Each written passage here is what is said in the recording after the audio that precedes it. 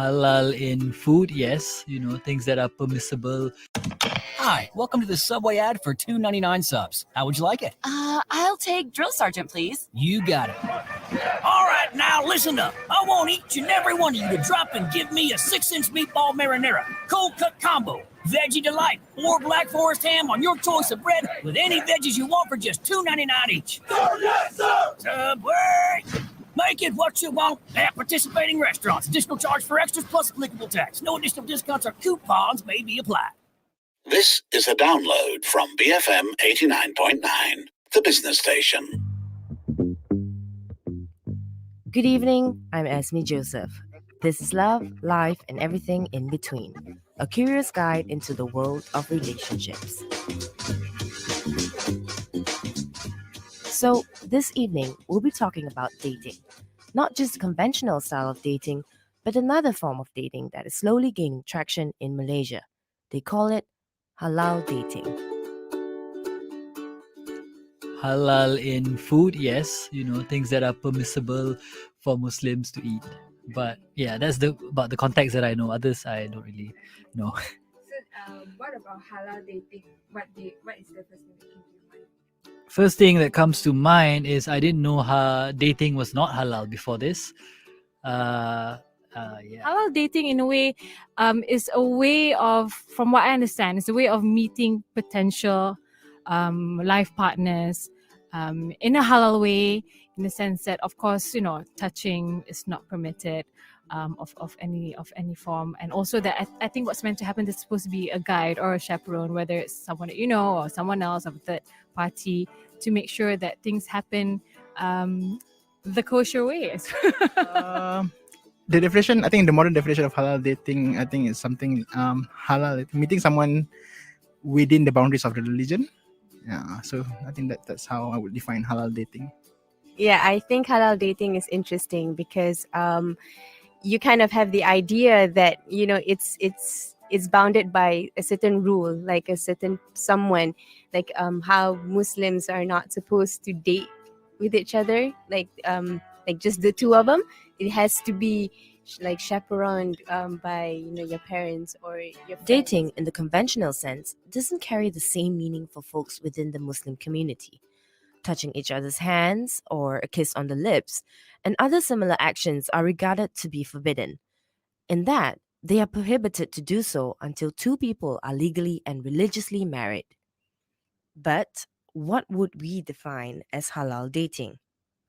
So when it comes to courtship and this whole halal dating side of things, the point from the start has always been to get married. The point of it all is to find your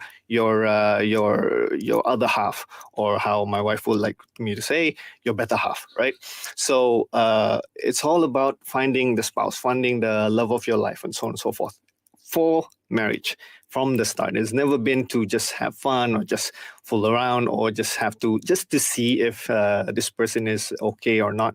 It's just straight away from the point is to get married, and with obviously the permission or the involvement of the families as well. Yeah. That is Izzuddin Omar, one of our guests this evening.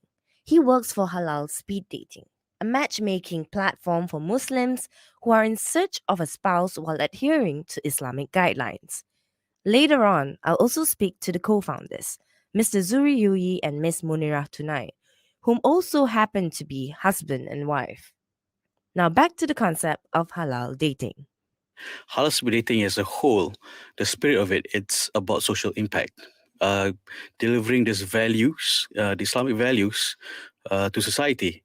Because our background is we do a lot of social activity work, feeding the homeless, abandoned babies, teen pregnancy.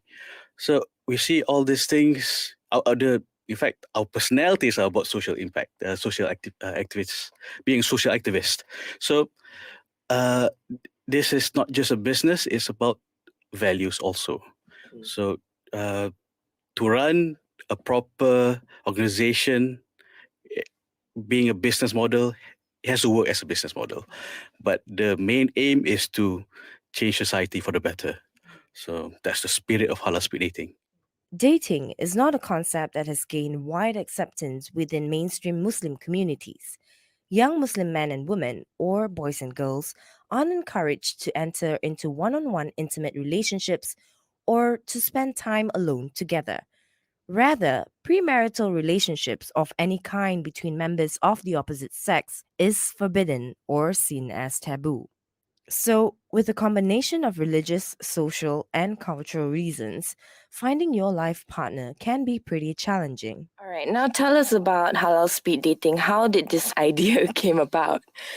Well, there are several factors. One of it is my own difficulty in looking to find a spouse. Well, the dating game is a very difficult and full of heartbreaks and all that jazz. So, my friend Aizuddin here, we've gone a long way since college. He nudged me in a way. He twisted my arm to go to this. It's a matchmaking event. So I went. And I find it, of course, awkward, and it was quite a nervous thing to go through, but it was a proper thing to do. So it's basically an event open to single Muslim people?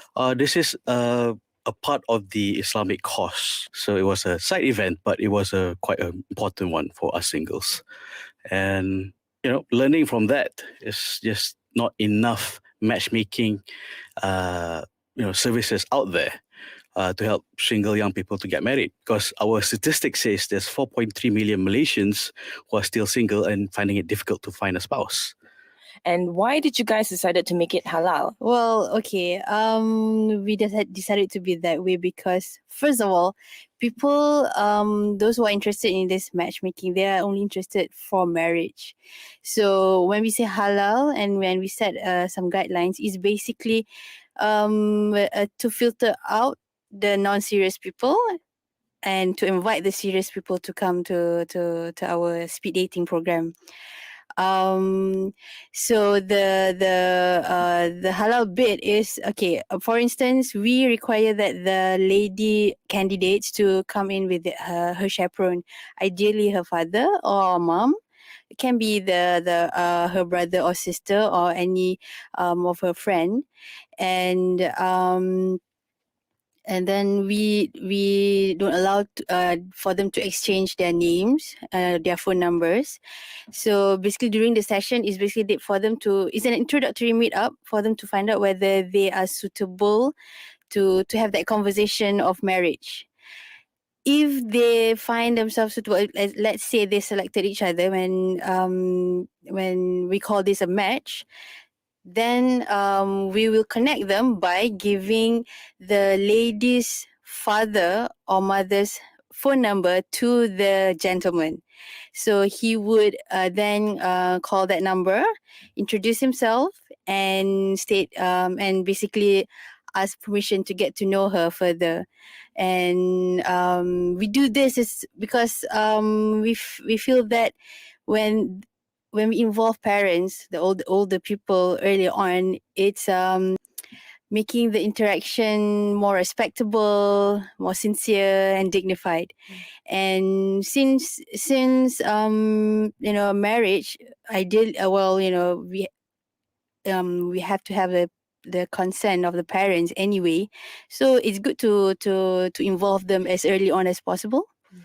According to Zuhri, many of the halal speed dating applicants are finding it difficult to look for a suitable marriage partner. To help solve this problem, he implements what he describes as the 3 secret spices. Our matchmaking service consists of 3 secret spices. Spice 1, marriage in mind. No time for dating hanky-panky. Spice 2, guardian participation during matchmaking process. Spice 3, contact confidentiality. No contacts are shared between candidates. If there is a match, we will connect the male participant to the woman's guardian. Are both female and male participants required to bring chaperones? The guys are not required to bring chaperone, but they are encouraged to bring their wingmen. Well, we call them wingmen, because I guess, attending this matchmaking maybe can be a bit nerve-wracking. So the presence of his wingman is to give that support, to assist in helping him to make that preliminary decision. but it's not a requirement, only for the ladies. All right. So what is the success rate? All right, awesome. Let's get to this. We have 3 couples engaged to be married, and this year, and we just had a couple who got married last weekend. They met at halal speed dating. Within 2 months, they got married. But what Islamic principles is halal dating attached to?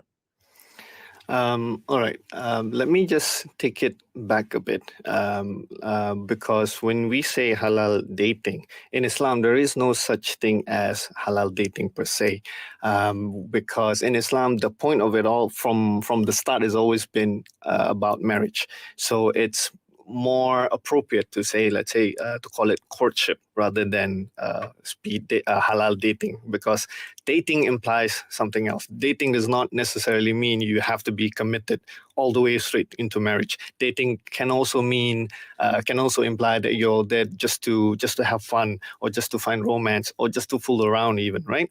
So in Islam, there's no such thing as halal dating per se, but people refer to that because that's a term that is commonly used nowadays, commonly referred to. Anyways, so when it comes to courtship and this whole, like you said, the halal dating side of things, the point from the start has always been to get married. The point of it all is to find your other half, or how my wife would like me to say, your better half, right? So it's all about finding the spouse, finding the love of your life, and so on and so forth, for marriage from the start. It's never been to just have fun, or just fool around, or just to see if this person is okay or not. It's just straight away from the point is to get married, and with obviously the permission or the involvement of the families as well. When we come back, I find out what happens during a halal speed dating session with Zuhri, Munira, and Aizuddin from Halal Speed Dating. This is Love, Life, and Everything in Between. I'm Esme Joseph, BFM 89.9.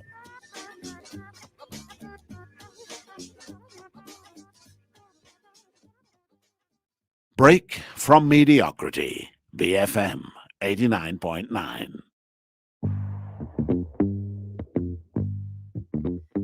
Good evening, I'm Esme Joseph. This is Love, Life, and Everything in Between, a curious guide into the world of relationships.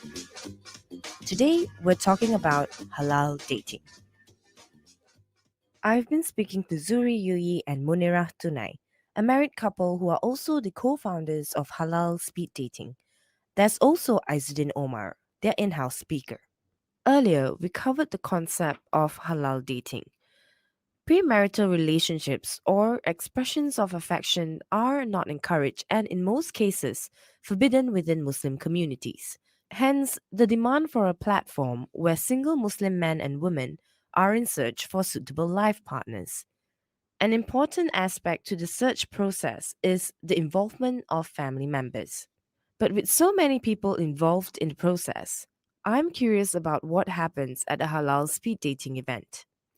Okay, just as you imagine the regular speed dating, I think in the movie Hitch, right? Yeah. They have a speed dating session. It's basically just like that, where men would move from table to table of the ladies. The ladies would be seated down with her chaperone. So they are given 8 minutes so that they can have that conversation, just to see whether there might be some attraction going on. And after the end of the 8 minutes, we would ring the bell, and then so the gentleman would get up and move to the next table. Each session we have 12 ladies and 12 gentlemen. So after speaking to all 12, at the end of the session, everybody will be writing down their top 3 choices of whom they might think can be suitable, compatible. And so when they handed in their selection, and then we will tally. If there is a match, meaning if somebody, let's say you as me, choose a guy ABC, and let's say guy B chooses you as well, that would be called a match. Okay, so that's when we connect you guys two by giving Esme's father's phone number to the gentleman, and he will, if he's a gentleman and he's really serious about getting to know you, he would call you within 3 days. We give them a 3 days deadline. It's a fair deadline for everybody because we don't want to make the ladies to keep on waiting. So what we say to the lady, if you haven't received the call within 3 days, that man is just not into you. That's what they always say anyway. So well, for us, basically we just have to respect his decision. Like, he might have whatever reason not to call, but it's a fair deadline for everybody. And most of our matches, they do make a call anyway. So they would call the lady's father and then introduce himself and state his intention, basically to get to know her further. And the father would naturally give him his daughter's name and phone number, and that's when they will start getting to know each other. During the speed dating process, each candidate is speaking to the girl. Are the chaperones allowed to communicate as well? Absolutely. I don't know yeah. how. I mean, they're there also to be as a confidant and to someone to counsel them, and not just moral support. They can also ask, like questions, because this person is going to marry into the family. So it's about how are you going to fit into the family. So let's say a couple matches and the gentleman is then given the lady chaperone's number. Okay, and then from then on, is up to the couple, I imagine. What happens? It's up to the couple. So they would try to find whether they are compatible with each other. Usually what I advise them is to give themselves good timeline to find out about that, to find out whether they are suitable or not for the next phase. If they basically, that timeline is so that I would advise that they don't really give themselves emotionally early on. It's basically just to find out whether they are compatible or not for the next phase. So if they find themselves are suitable, then okay, then they can move on. But if not, then they should just part amicably and move on their separate ways to continue their effort in finding their marriage partner. Can you explain to me how prospective couples get to know each other? What's the difference to this part of dating, or what you term as ta'aruf? Well, let's not call it dating. It's actually, in Islam, it's called ta'aruf. It's a get to know phase of a relationship, where, of course, these two candidates must always still be observed or supervised by a family member. So perhaps Dane could. They can go out in a like what you say, conventional dating out there, and go out in public, just have a space for them to talk to each other and find out a bit more for each other. But that is after the permission of the father of the lady, right? It's not, you're not, again, it is not like the conventional dating where someone might be sneaking out to go out and have a date somewhere, right? It's not how it works. It's after if you're really serious, you talk to my father. After that, you can come and find out about myself and how my family and how we can get married and how we are fit with for each other. So in that period, after they have found out that they think they're a match, the getting to know each other period, yes, that is obviously encouraged in Islam, and yes, it is after the knowledge and the permission of the parents or the guardian. Would you actually try halal dating? I would try just out of curiosity and just to experience it, because I think it's an interesting way of meeting someone. Like, you don't know exactly like who you're gonna meet, or who are the other candidates, on that certain event. So yeah, I think I would give it a try. Not yet.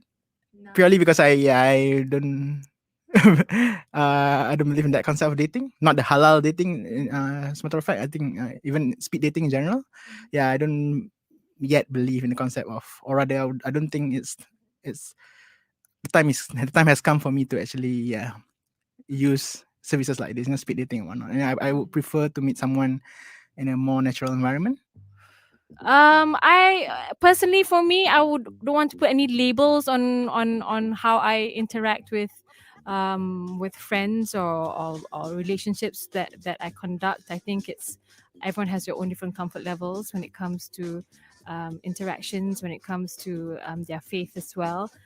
Meeting people is a very complicated process, and if you want to meet people within certain guidelines and certain tenets and in a certain box, perhaps for me, I'll never meet that person, right? And that would be a bigger concern to me.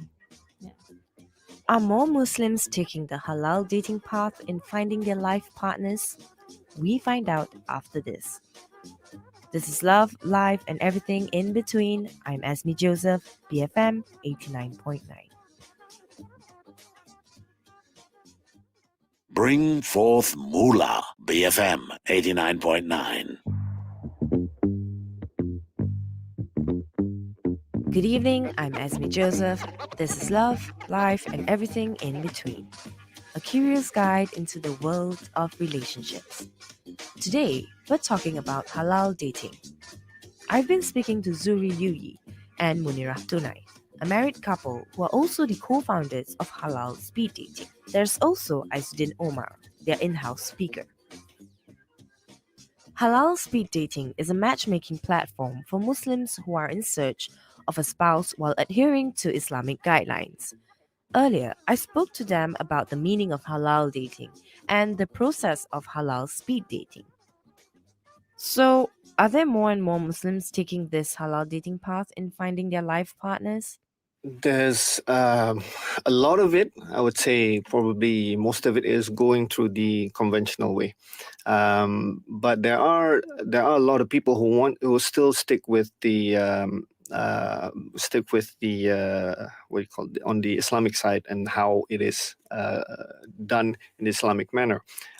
In the conventional way, not that there's generally, I wouldn't say there's something wrong with that. It's just that because that is more of culture, following the culture rather than going on the Islamic side, whether you're following more on the religion side, that is happening a lot. What we're trying to bring here with this, with our initiative, is to remind people the culture is culture. Yeah, that's definitely there. But on the Islamic side, there's also a way to do it, and it's a lot simpler. It's a lot more straightforward. There's not a lot of you don't have to get your aunties and your uncles all that involved, and then things get complicated, and then things get more expensive. In Islam, it's moderation. In Islam, it's always going back to the roots, and again, the point is for them to be married. In Islam, men are allowed to marry up to 4 wives. So, can people look for another wife to marry on your halal speed dating service? If the guy is stated that he is interested in looking for a second wife and so on, I say, okay, fine, that's good for you, but you'll be at the bottom of the list, so to speak. They're not our main focus right now, because, like I said, there's a lot of single brothers out there that need our help and need a platform where they can find women who have the same intention and the same mindset as they do. So let's focus on them first. Let's help them out first. Then we'll worry about the marriage demand. Well, that is the sunnah of the Prophet, and we are not against it. But as a business, it's not our focus, because the number of people who are still single, divorcees, single parents, are still a great many, and we're addressing these people first. I just want to talk a little bit about the parents. Now, what are some of the concerns of the parents when it comes to their child looking for a future partner? Well, I would say I'm sure most parents they feel that it's up to the to the children to find their own life partner, but I would say as parents as well, it's good that they maybe influence them in in making that decision, because as parents they've got all these years of wisdom as a couple building a family, and I would say children who are already now adults. I mean, it's okay to include their parents in helping them decide or shaping their decision of finding that suitable life partner. Yeah. Do you think it's the parents' responsibility to make sure that their kids find the perfect partner for themselves? Technically, it's the father's or guardian's responsibility to find a suitable, spouse for the daughter or even the sons. But that we're here to make that easy for the parents as well, making the halal easy, making it more efficient. So we're not just catering to the singletons, but also the parents of the singletons. Yeah, because it is their right as well to ensure that their daughter are in good hands, because especially in Islam, the to the singletons, but also the parents of the singletons.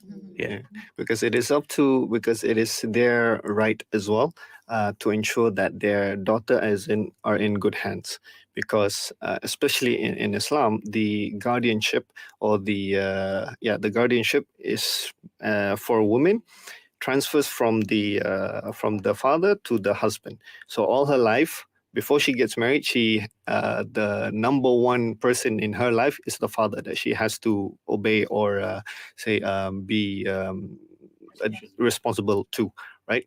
But the minute she gets married, that guardianship or that role transfers to the husband.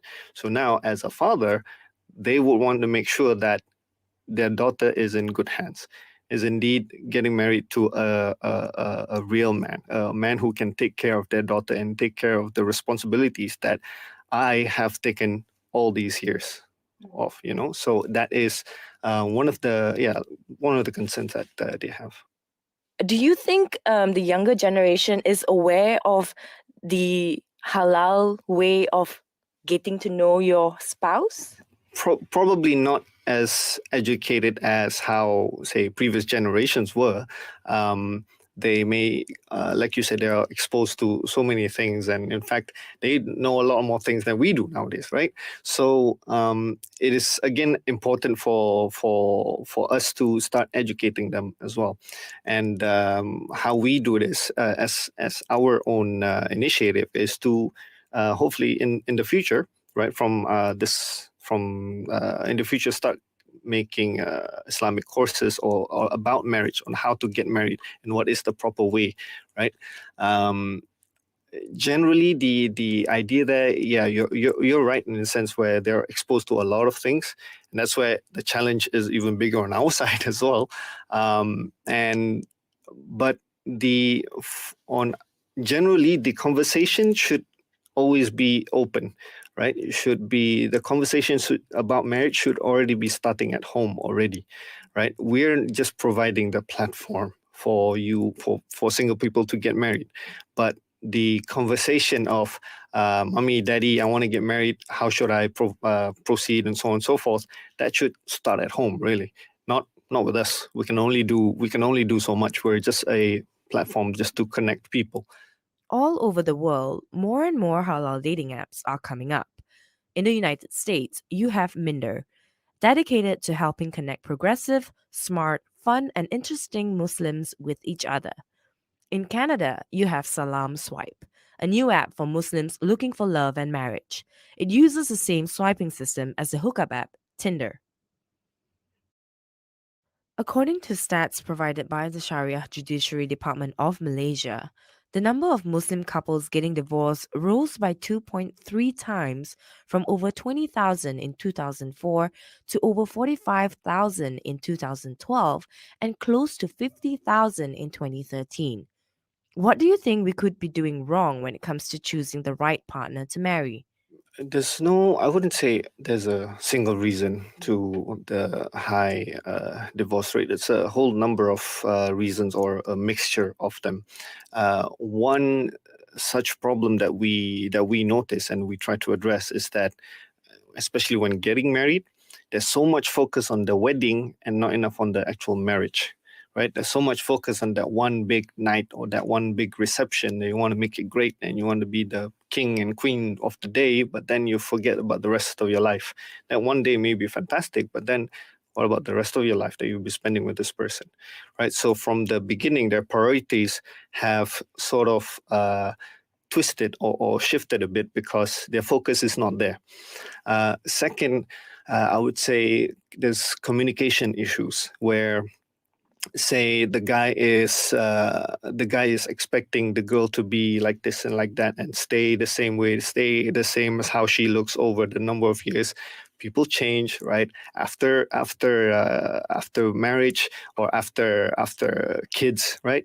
The woman will change, and then on the other side, the women expect the guy to be, he's going to be this top physical specimen with six packs and all this tough guy macho-ness, all that for the rest of his life after marriage. And then once he doesn't have to impress you anymore that much, he lets himself go, and then the belly starts coming out and all that. So then it becomes a problem, right? Because the expectations is unrealistic.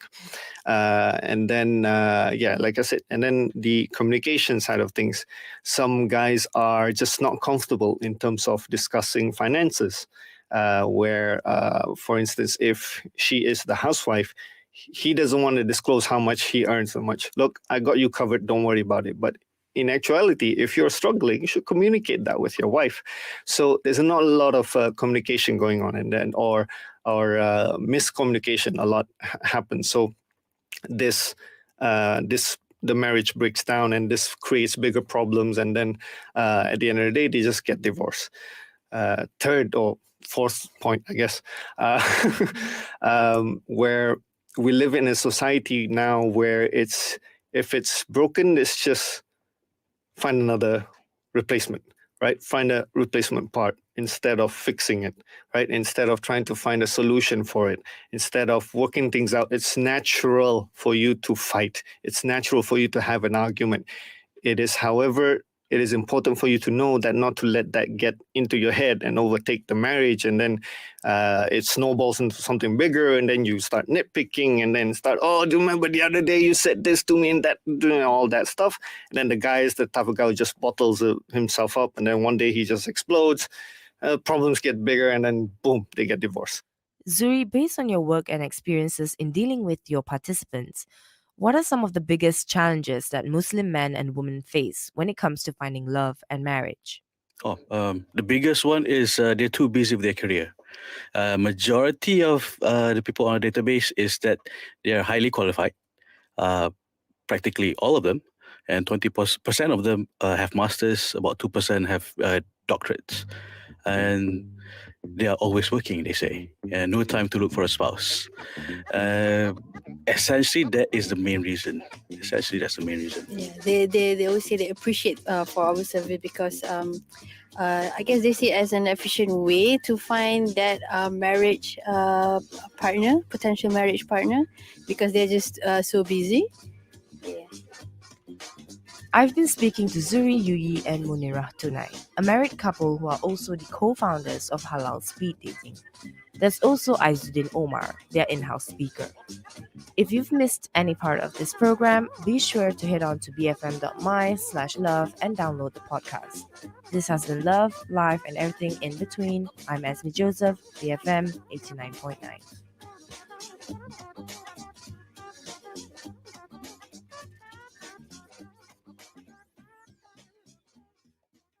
Thank you for listening to this podcast. To find more great interviews, go to bfm.my or find us on iTunes. BFM 89.9, the business station. Hi, welcome to the Subway ad for $2.99 subs. How would you like it? I'll take drill sergeant, please. You got it. All right, now listen up. I want each and every one of you to drop and give me a 6-inch meatball marinara, cold cut combo, veggie delight, or black forest ham on your choice of bread with any veggies you want for just $2.99 each. Sir, yes, sir. Subway. Make it what you want at participating restaurants. Additional